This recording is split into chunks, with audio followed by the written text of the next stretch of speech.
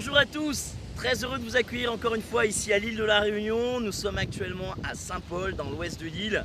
Alors particularité ici, petite plage de sable noir. Donc un moment opportun pour vous parler du Ballon d'Or. Oui, dans ce nouveau Masterclass Football Coaching, le Ballon d'Or 2022 est chez nous, ici à l'île de la Réunion. Alors il est ici pour convalescence. Il a été blessé lors du rassemblement au Qatar pour l'équipe de France. Forcément il doit être un peu déçu. Alors on lui souhaite beaucoup de courage à Karim Benzema pour vite qu'il retrouve une bonne santé et surtout qu'il retrouve le chemin des terrains de foot, que ce soit avec son club ou forcément avec l'équipe de France, où on aimerait quand même le voir encore un peu parce que ça reste quand même un joueur de classe mondiale et de top niveau. Et forcément aujourd'hui c'était pour lui faire une petite dédicace par rapport à cette saison exceptionnelle qu'il a faite. Alors dans ce Masterclass Football Coaching, on va parler un petit peu de ses caractéristiques, de son profil. Et c'est forcément, on dit que c'est des perles rares, ce genre de joueur, ce type de profil. On n'en a pas beaucoup dans les clubs, même au très haut niveau. Et ça reste quand même des joueurs exceptionnels. Et forcément, son profil à lui reste atypique. Pourquoi? Parce que c'est un joueur qui est capable de marquer des buts. C'est un joueur qui est capable de donner des passes décisives. C'est un joueur qui est capable de créer le jeu. Et donc on va voir ça rapidement un petit peu sur le tableau juste après.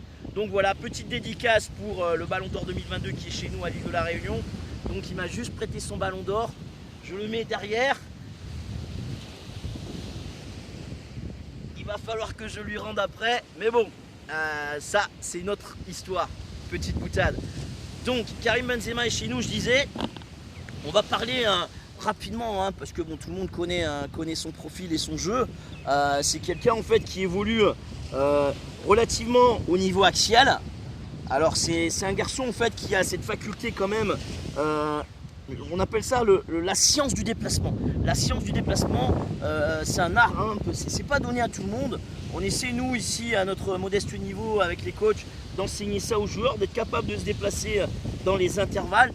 Et ce qui fait de ce joueur quelqu'un de particulier. Avant on disait, on les appelait ce type de joueur les 9,5. Alors 9,5 c'est quoi? C'est un numéro certes, mais c'est un joueur en fait, le 9 c'est l'avant-centre, le 9,5 ça se rapproche un peu du 10, donc un joueur capable de finir les actions et surtout d'être à la construction et de temps en temps de venir dézoner, sortir je dirais dans cette zone où en général on a souvent des défenseurs qui sont là et costauds dans l'axe. Donc Karim, lui, ce qu'il fait très bien et ce qui est intéressant quand on le voit jouer, c'est qu'il a cette capacité en fait à venir dans ses intervalles, à sortir, je dirais, de l'axe du jeu pour venir en fait apporter le plus 1 à l'intérieur du jeu et apporter cette supériorité numérique pour que l'équipe puisse trouver des dédoublements, des 1-2, des changements de rythme. Et ça, c'est super intéressant.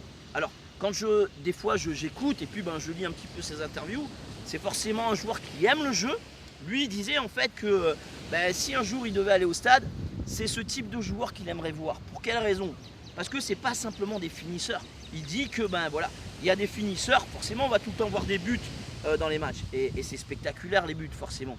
Simplement, ce qui est intéressant dans son approche de jeu, et il a toujours été comme ça depuis Lyon, je rappelle qu'il a été formé à Lyon, à l'âge de 10 ans, il a été là-bas. Après, derrière, il a fait son cursus, je dirais, normal au niveau du centre de formation.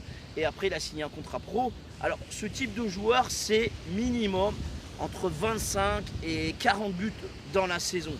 Il a eu quand même des progrès assez intéressants en fonction des coachs qu'il a pu avoir. Je pense notamment à Mourinho, qui des fois l'a piqué un peu au vif par rapport un petit peu à son investissement.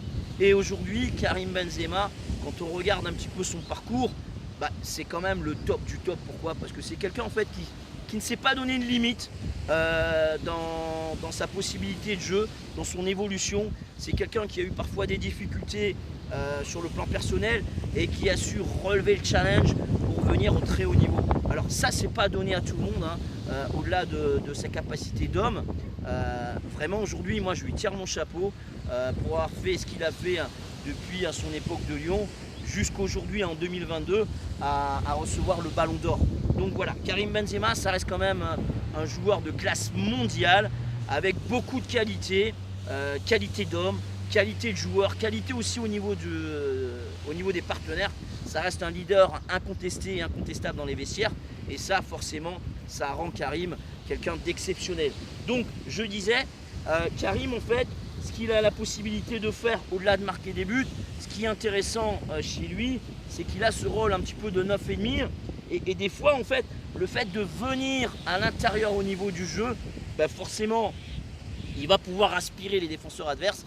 Et ça peut donner des possibilités, soit admettons si c'est Griezmann qui est derrière, ou Mbappé, on a vu dans les matchs de qualification, ce sont des garçons qui aiment bien se trouver dans le jeu, sur des 1-2, des 1-2-3, et ça c'est intéressant par rapport à ce profil de joueur. Et je disais, ces joueurs-là, aujourd'hui, ils n'existent plus en fait. C'est très rare, on va voir des garçons comme Mbappé ou Dembélé avec cette capacité, je dirais, de percuter, d'aller vers l'avant, mais des joueurs axiaux qui viennent chercher les ballons, qui apportent, et d'ailleurs c'est ce qui fait aussi Pep Guardiola des fois, il joue sans numéro 9, sans véritable avant-centre, pour amener un plus, je dirais, au niveau du milieu de terrain. Ça c'est intéressant, mais Karim, ce qu'il peut faire, c'est qu'il peut faire les deux en fait. C'est-à-dire qu'il peut être un peu plus haut à embêter les défenses adverses dans les 25 derniers mètres, comme il peut tout à fait venir ici proposer du jeu et trouver des décalages. Et ça c'est forcément une chose très intéressante pour un coach, d'avoir quelqu'un qui sache tout faire. Alors, petit bémol entre guillemets par rapport, je dirais, à son panel et à son bagage, Karim forcément marque des pénaltys, mais je l'ai pas, on n'a pas beaucoup vu, notamment sur les coups de pied arrêtés, les coups francs directs notamment. Donc voilà, si on peut le comparer, je dirais, à un autre joueur, je pense notamment à Ibrahimovic, c'est un garçon, Ibrahimovic, il va être capable d'être finisseur, d'être à la création, de marquer des coups de pied arrêtés, que ce soit des pénaltys ou des coups francs. Et c'est ce qui manque un petit peu de mon point de vue, même si ça reste encore une fois, on ne peut pas tout avoir. Et des fois, dans votre équipe, vous avez un joueur qui a cet atout-là, et vous n'avez pas l'occasion de tirer les coups francs à chaque fois. Donc voilà. Mais grosso modo, ce qu'on a à dire pour Karim Benzema, c'est quand même un top joueur. Ça reste quand même quelqu'un qui a beaucoup apporté au niveau des clubs où il est passé, et aussi à l'équipe de France. Donc, chapeau monsieur Benzema, on est très content de vous accueillir ici chez nous à l'île de la Réunion. On vous souhaite beaucoup de bonnes choses, beaucoup de bonnes énergies pour vous rétablir, et on se dit à très bientôt, que ce soit au Real de Madrid ou en équipe de France. Au revoir.